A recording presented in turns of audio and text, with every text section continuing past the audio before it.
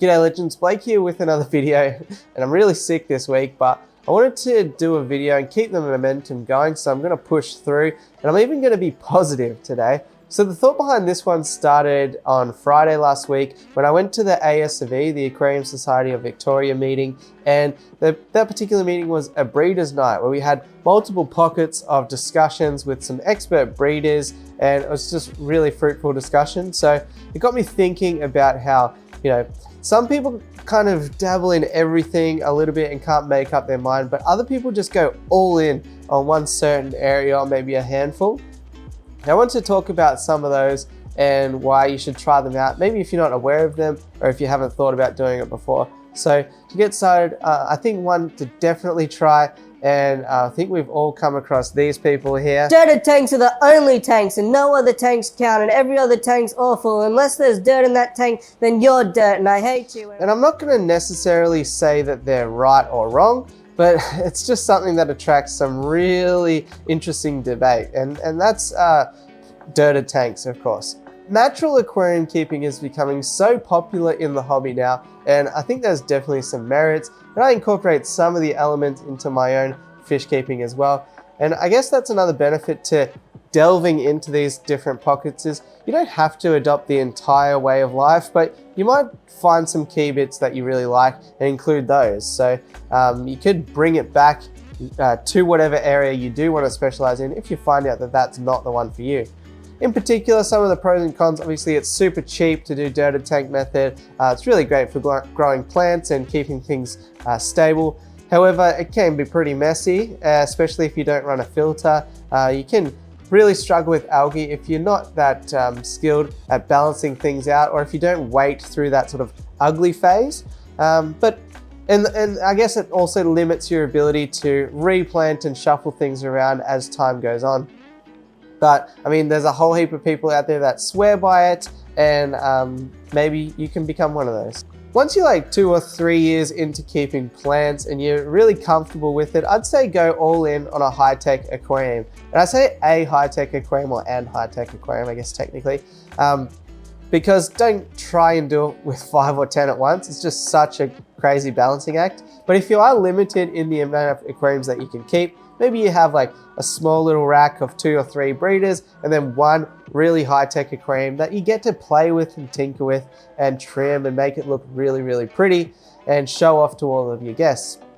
There's some really good aquascapers out there in the world, obviously, and the best thing is to look up the past winners of the IAPL aquascaping contest. The most notable is obviously Takashi Amano, but there's Eurus, Green Aqua, George Farmer, the list goes on. And even here in Australia, there's Jag Singh, and aquascaping comps going on all the time. So it's definitely something to give a thought to: injecting CO2, investing in a really high-powered light, maybe even getting that rimless water box tank or cade tank and just going all in and see what happens. It might be a lot of money down the drain because the resale value on a lot of those things is not really that great. However, if you are able to pull it off, you might find that you're able to bring others into the hobby around you when they see how beautiful that tank is. Or you can just be lauded for how hard work it is, and anybody who has tried to do it before and not been successful will appreciate your efforts. So maybe that's one to give a go. Next up, I'd say breed a really niche fish. So I'm not talking about guppies or shrimp or anything like that, any of the run-of-the-mill things. Even to a point, maybe German blue rams and some epistos and things like that. I mean, like, go all in, find some rare species that just never pops up anymore. You might need to go into some really niche Facebook groups that have some rare killifish or whatever it is. Find what you're passionate about, and I'd say breed something that just nobody around you has ever bred before.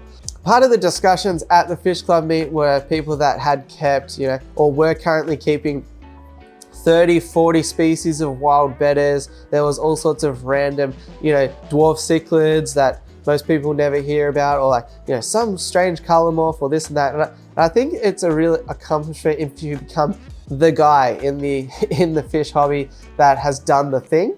And especially it was impressive recently when Eric Bodrock and Regina Spotty came to visit my fish room. And we got to talk about some of those really rare and unique species of cories and cyprinids that they'd kept and been successful breeding. So whilst it might not be possible to be the world's first in something unless you are lucky enough to go overseas and collect them, I definitely recommend delving to that deeper level, looking outside the big box stores and becoming that person, if that makes sense. The next one I think would be really impressive is try and think of a new way of breeding fish. Like obviously the person that invented acrylic spawning mops, huge accomplishment. Heaps of people these days have 3D printers or access to 3D printers, like my egg collector here that has been quite popular and gets more and more popular. I don't think I was the first person to do it by any sense, but this kind of box here is becoming really, really popular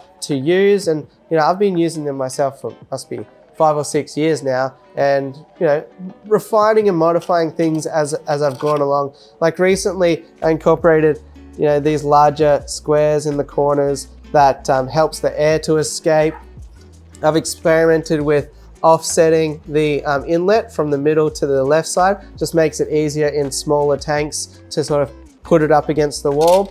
And I've experimented with different sizes, like for example this mega one here. So all sorts of things like that. It doesn't have to be necessarily a way of collecting eggs, but it can be just a new shape or material for a cave, or maybe experimenting with a cave up higher in the aquarium or something. Put your thinking cap on and challenge yourself and see what you can come up with in that space. I think that'd be a really interesting path to go down. The next one that could be a really cool way to create your own identity is to become the forager. Head out in nature. If you're outdoorsy and you have the ability to go and forage, go find some unique leaves and pods and sticks and whatnot that make your aquariums easily your aquariums. They're solely identifiable as yours, and they're going to have a unique look because everyone has slightly different things that are available to them. As well as that, your fish are going to be super healthy and everything especially if you keep low pH things. If you keep high pH things, maybe investigate some different types of rocks and minerals that you could add to your tank locally as well, sand and all that sort of stuff. And turn them from being a glass box to an actual living ecosystem. So those things are really great too. You can also add your own local live plants too, if you're allowed to collect them. So check your local laws and find out if that's possible, but heaps of people in the northern parts of Australia collect their own plants and they look really awesome too. All the way on the whole other side of the spectrum to the natural tank aquarium keepers is the themed tank aquarium keepers. And one of the most impressive things that I've ever seen when it comes to aquariums is Taylor from Simply Better's Lord of the Rings aquascape. When I saw that video drop, it was just insane and I couldn't believe the amount of detail that went into it. And again, access to things like 3D printers, expanding foam, and people are really, really artistic and creative, especially people that are attracted to this hobby. So there's no reason why anybody should look down on non-natural elements into an aquarium, because really what you want to do is create something that's entertaining to look at. So if you're particularly interested in Star Wars or Harry Potter or anything else, and you incorporate that into your aquarium, then that's only going to make it really cool and really interesting to people around you that share that interest. And at the end of the day, you're the person that has to do the water changes, the feeding and everything else. So you might as well make it an interesting tank to yourself. That can extend as well to custom backgrounds. You can get an opaque or a black background painted on your tank, but there's also no reason why you can't put a sky backdrop back there. Or if you're into maybe Game of Thrones or something, you could have some dragons flying in the background of the tank. If you want, you could use your favorite scene from whatever it is that you're into as the background of your tank. I think that would be really cool and unique. And similar to 3D printing, there's other things like a Cricut or Crycut where you can make your own custom vinyl things. So if that's what floats your boat, then I'd say go all in and incorporate that sort of stuff too. The last identity that I thought would be really cool, and I'd definitely go and talk to that person at a fish club, is kind of the community fish keeper. So this kind of person, I imagine, you know, has heaps of friends, the real socialite amongst us typical introverts in the hobby. And these are the people that when you walk around their fish room, you say, oh, this is a really cool species of Corydoras. Oh yeah, I got this from so-and-so when I went to visit them. Oh, this is a really cool species of Tetra. Oh yeah, XYZ went and bred that and passed some on to me in case all of their tanks crashed or something like that. And as you go around, just each species and fish has a story to tell, a person connected to it, and it's kind of like a living memory or a living bank of DNA. I just think it could be a really joyful way to bring a bunch of people, bring socializing into a hobby that is a lot of the time otherwise pretty lonely. So if you are a big socialite, maybe that's the way that you want to head down it. And maybe it's not about choosing fish yourself, but choosing your favorite pieces of everyone else's fish room and bringing it all together like a big sort of tapestry or something like that. I don't know. But with all of that said, the best fish room is the one that you've made your own, that you've gone out on different adventures, picked up fish that took your eye. Some of them took a whole bunch of thought, some of them took none at all and were impulse buys.